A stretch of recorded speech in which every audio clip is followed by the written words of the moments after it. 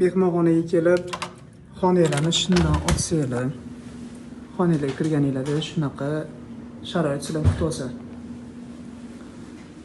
va bu yoqda yurganinglardan keyin mana shunday katta xona yana kutib olsa. Bu yoqni ochasizlar, xohlasanglar ko'k choy, xohlasanglar qora choy, xohlasanglar kofe, hamma sharoitlarni qilib qo'yilgan bo'lsa, suvlargacha.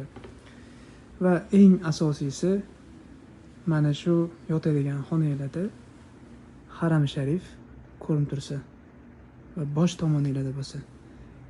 Zo'r bo'lsa kerak, mashalloh, qaranglar. Bu yoqda soat minorasi, bu yoqda Haram Sharif. Odamlar yaqqol ko'rinib turadi, qaranglar. Xonani kattaligiga e'tibor beringlar. Bu adres mehmonxonasi. 4 kishilik joylashuvda shunaqa ekstra bet qilinadi, ya'ni qo'shimcha divan qo'shiladi, lekin shu holatda ham qaranglar katta.